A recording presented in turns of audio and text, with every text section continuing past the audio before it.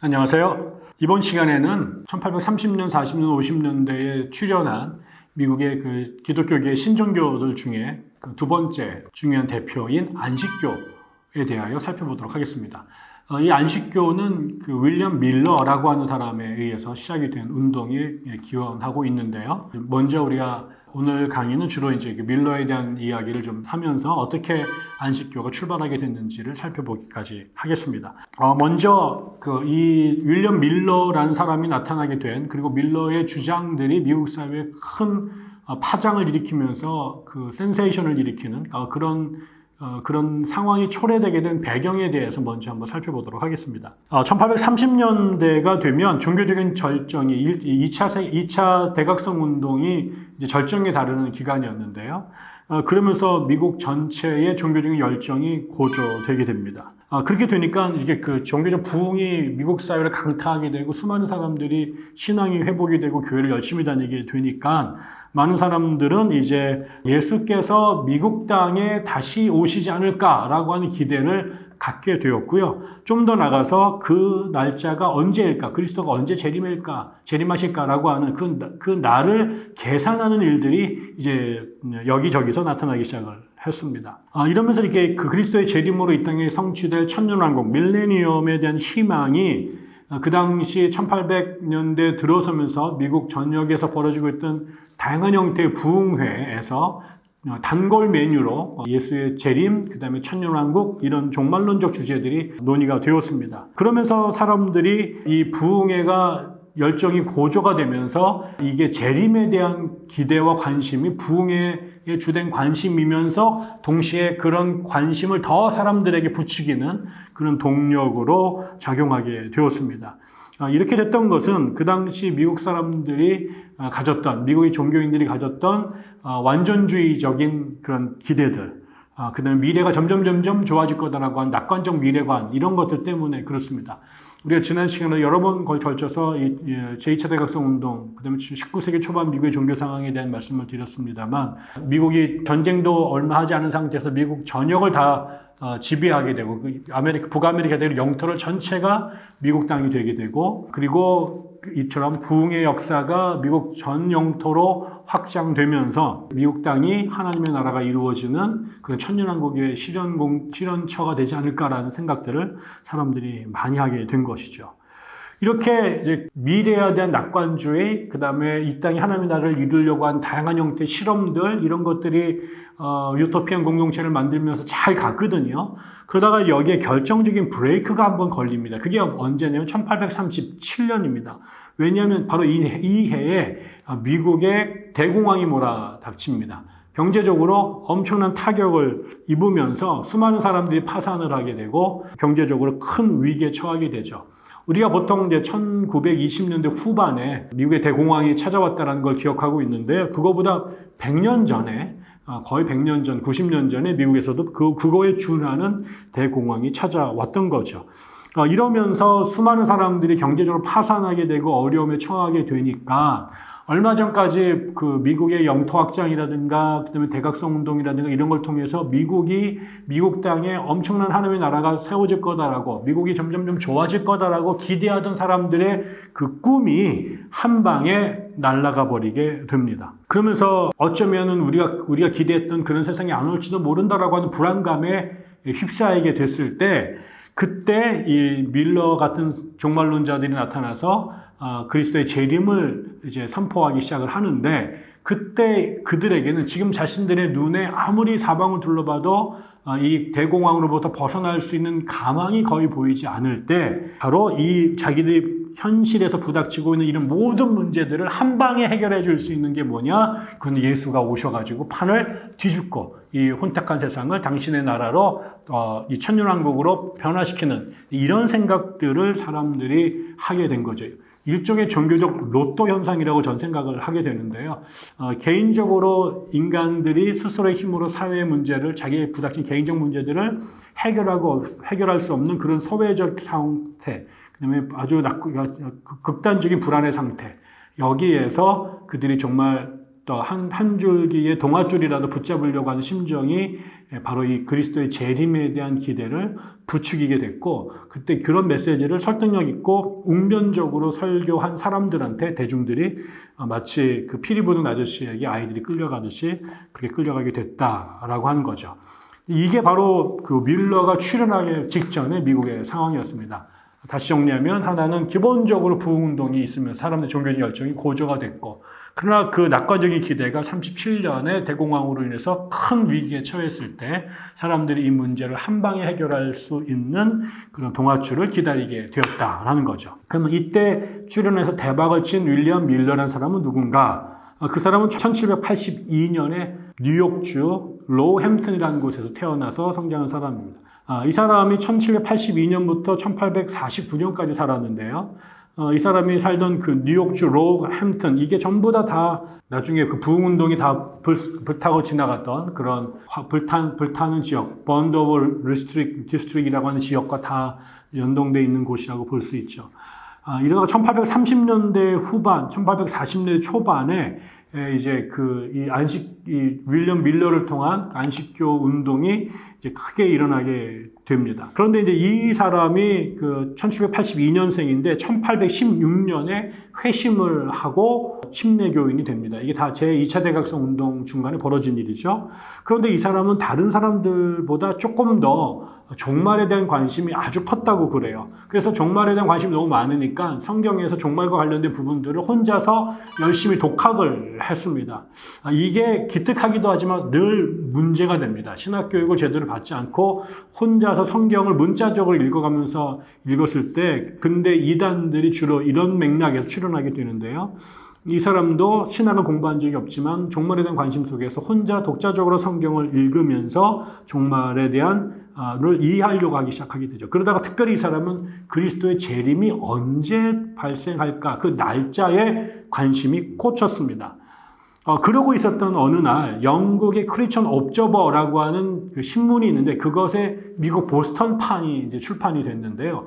혹은 뭐 어떤 사람들은 그게 아니라 그런 비슷한 다른 신문이다라고 말을 하기도 하는데, 아무튼 그런 신문을 보다가 저도 정확한 내용은 정확하게 모르겠는데요. 1843년이라고 한 날짜를 그 신문을 통해서 보았답니다. 그러면서 이제 그 사람이 이제 무슨 생각을 하게 되냐면, 1928년이 됐을 때 이제 그 사람이 그 날짜를 개선하는 새로운 방법을 터득하게 됩니다.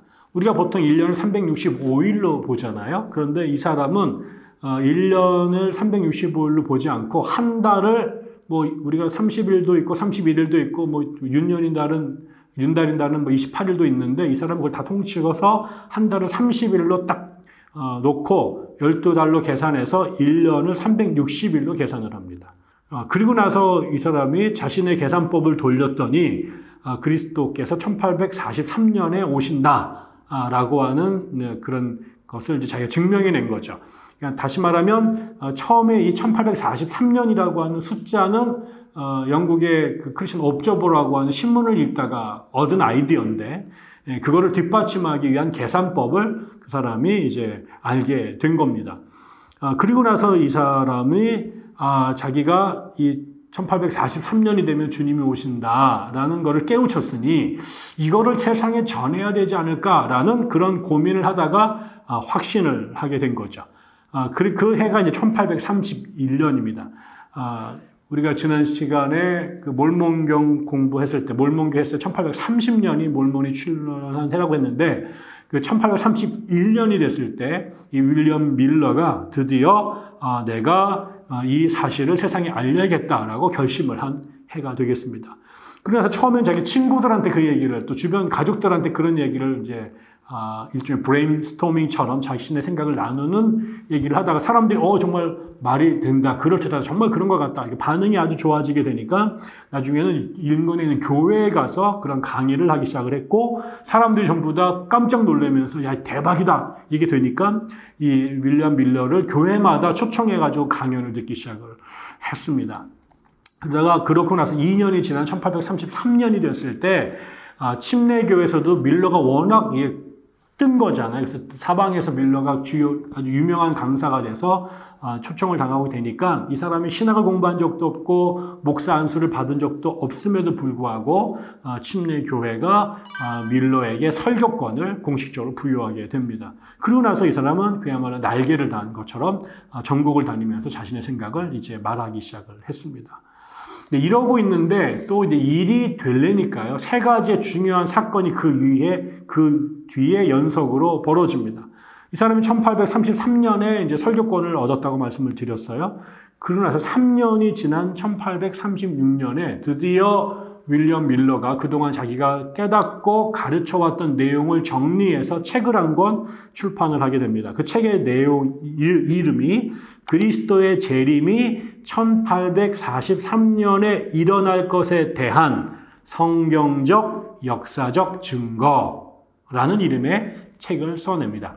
이 사람은 확실하게 말했어요. 1843년이 그리스도가 오는 해다. 그리고 그게 왜 그러한지에 대한 성경과 역사적 증거를 모아서 책을 한 권 낸 겁니다. 그게 1836년이었습니다. 그리고 난 다음에 아까 초반에 제가 이 운동 출현의 가장 중요한 배경으로 1837년에 대공황이 왔다고 말씀드렸습니다. 이 사람이 지금 43년 되면 주님이 오십니다라고 하는 책을 딱 냈는데 그게 36년인데 바로 그 다음에 경제가 완전히 망가지면서 사람이 전부 다 비명을 지르게 되니까 이 책에 대한 관심이 확 쏠리게 된 겁니다. 그리고 나서 다시 2년이 지난 39년에 밀러가 뉴잉글랜드 지역에서 강연을 하고 있었는데요.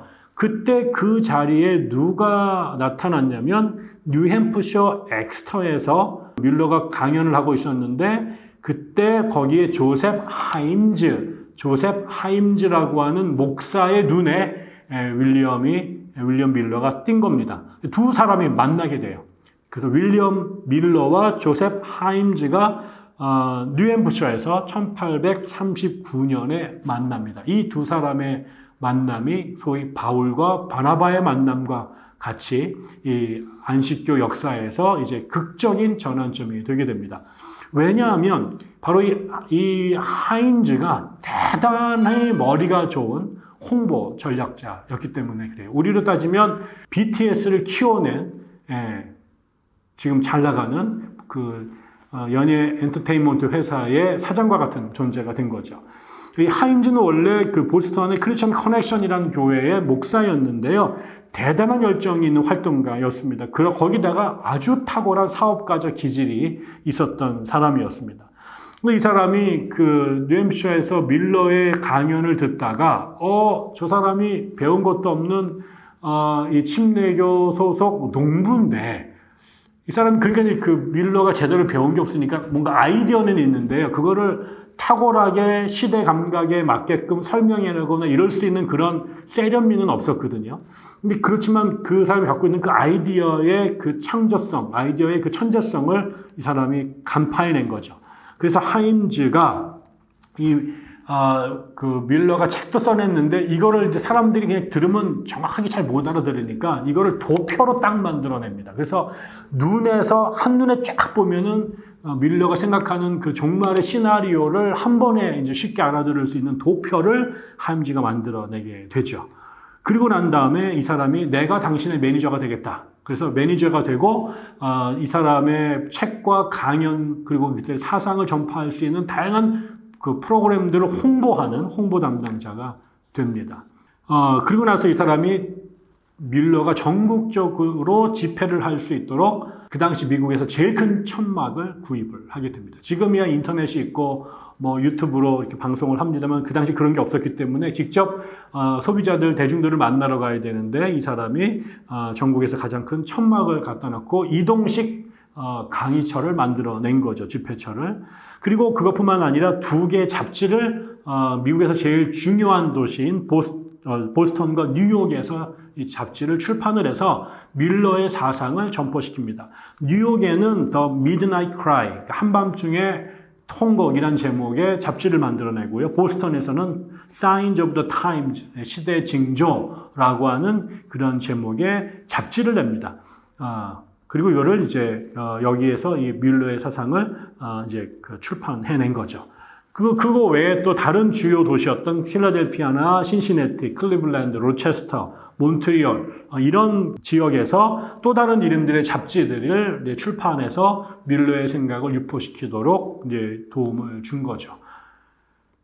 그리고 나서 다른 전도자들과 합류해서 전국을 다니면서 강연을 할 수 있도록 스케줄을 짜게 되고요. 그 당시 제2차 대각성 운동의 중요한 부흥의 도구였던 캠프 집회, 텐트 미팅을 전국에서 개최를 하면서 거기에서 이런 생각들을 유포시킵니다. 그래서 할 수 있는 모든 곳에서 밀러의 이야기를 사람들이 들을 수 있도록 그게 현장에서 그리고 또 잡지를 통해서 그런 일들을 하게 된 거죠. 뿐만 아니라 어린아이들에게도 영향을 끼치기 위해서 아동용 도서들을 만들어내고요. 교리문답서를 만들어내고 전도지, 소책자, 심지어는 천년왕국의 하프라고 하는 찬송가, 다 밀러의 사상이 들어가 있는 이런 찬송가도 만들어서 보급을 시키게 됩니다. 그러니까 결국은 이 천재적 마케팅 능력이 있었던 하임즈의 도움으로 밀러가 가졌던 원천적 아이디어가 미국 전역에서 모든 사람들, 남녀노소 누구나 들을 수 있도록 그렇게 상품이 돼서 유포가 된 겁니다.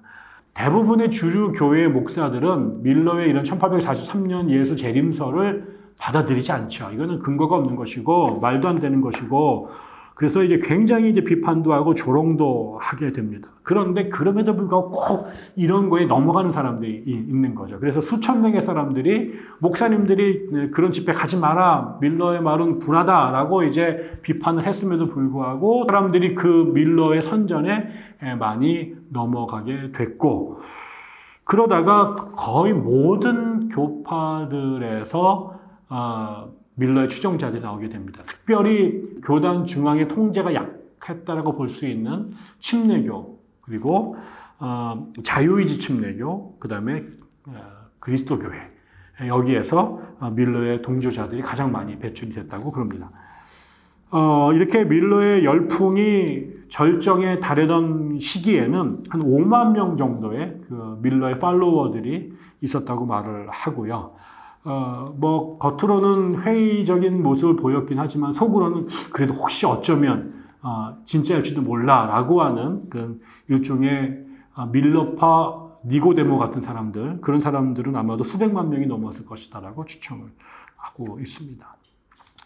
이런 상황이 이렇게 전개되자 밀러는 조금 더 조급해졌던 것 같아요. 1843년이라는 요것만으로는 만족을 못하고 그러면 그 뒤에 월 일은 어떻게 되는 걸까? 이 고민에 이제 빠지게 됩니다.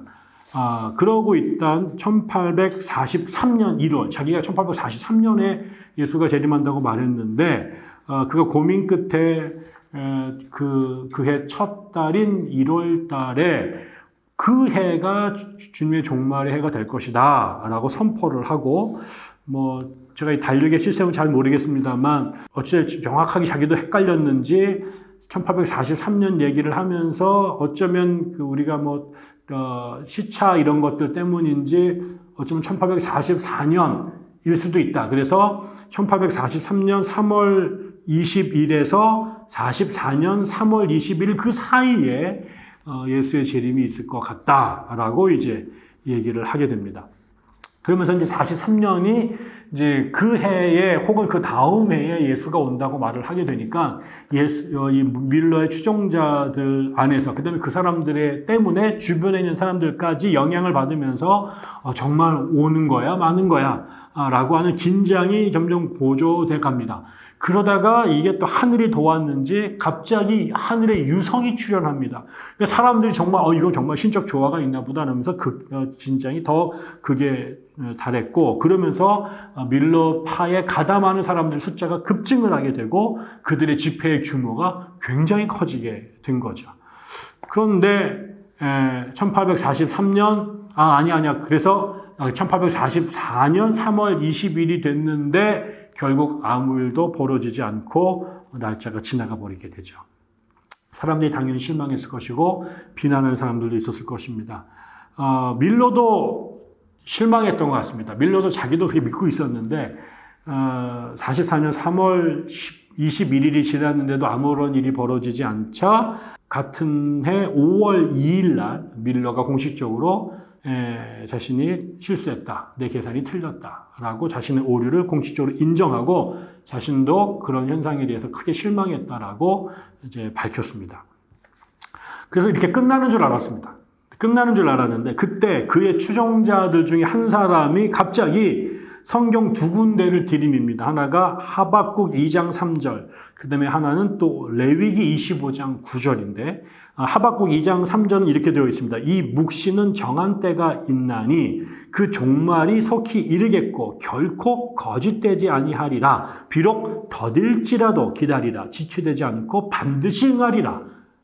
요 구절이 이제 그 하박국이고요. 레위기 25장 9절에는 일곱째 달 열흘 날은 속죄일이니 일곱째 달 열흘 날은 속죄일이니 너는 납불납할 소리를 내되 전국에서 뿔납팔을 크게 불지며 이런 구절이 나옵니다. 그래서 너는 일곱째 달 열흘 날 그게 속죄일이다.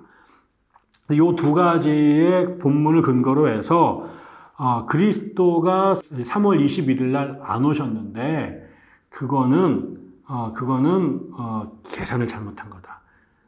날짜가 일곱째 달 열흘이 뒤로 연기된 거를 우리가 계산을 못했다.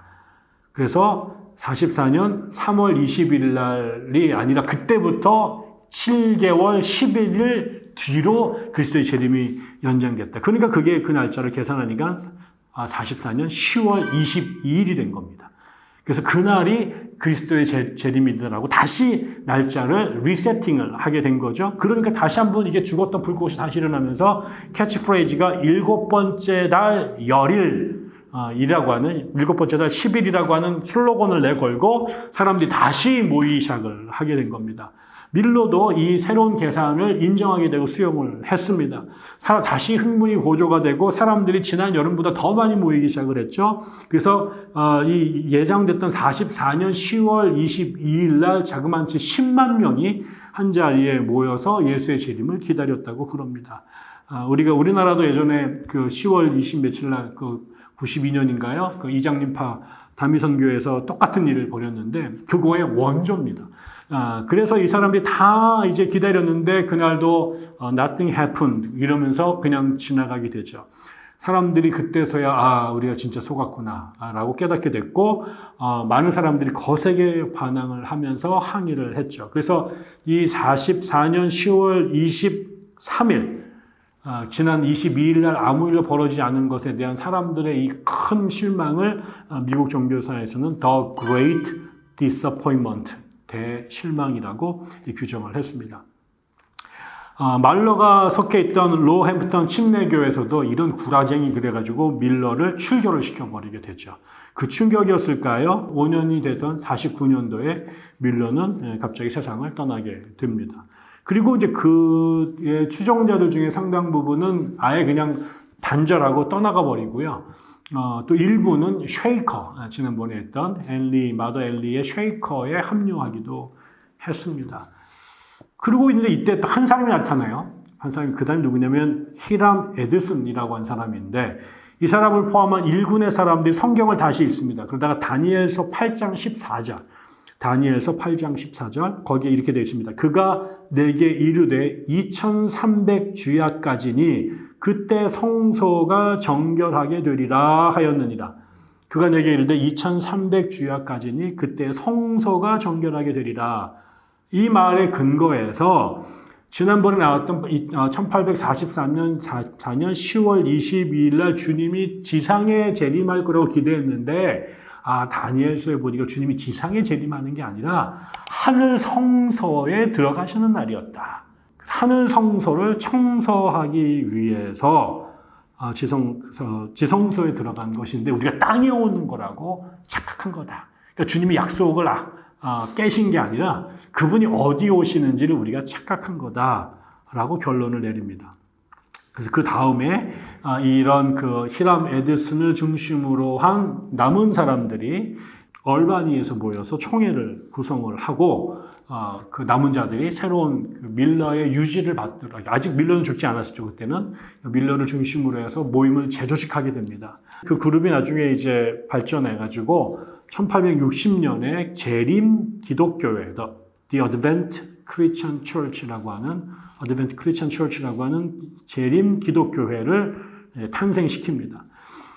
그러고 있는데 이 기독 재림 교회로 가면서 거기 한 가지 또 분열적 요소가 나타나는데 그거는 그 44년도에 대실망이 벌어지기 직전에 이 밀러를 따르는 사람들 안에 안식일 문제가 생겨나기 시작합니다. 그거는 그 당시에 그 제7일 안식일 침례교회라는 게 있었는데, 제7일 안식일 침례교회가 있었는데, 거기에 레이첼 프레스턴이라는 사람이 있었어요.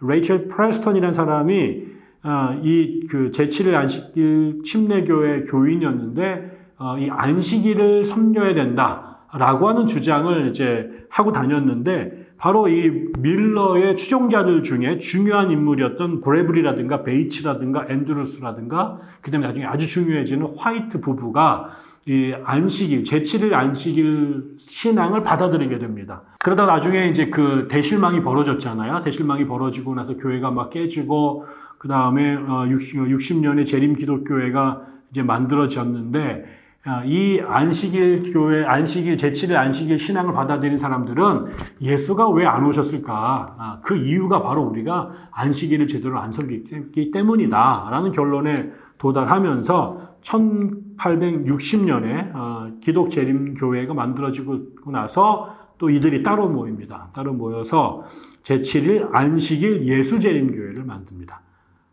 그래서 이제 교회가 두 개가 된 거죠. 재림 기독교회는 안식일과 상관이 없습니다. 그런데 이제 그 안식일 신앙을 받아들인 사람들이 제7일 안식일 예수 재림 교회. 그래서 우리가 알고 있는 The Seventh Day Adventist Church라고 하는 SDA라고 알려져 있는 교회가 세워지게 되죠. 그들이 이제 이런 이름을 선택한 게 1860년이고 그들이 이제 교회를 공식적으로 창립한 것은 3년 후인 1863년이 되겠습니다. 특별히 이 제7일 안식일 재림교회, 예수재림교회의 중요한 리더가 바로 초창기에 엘렌 화이트라고 하는 여성인데요. 이 사람은 다른 자기 동료들하고 이 SDA를 이끌면서 두 가지 일에 올인한 하나는 선교 사역이고 또 하나는 의료 사역에 집중하게 됩니다.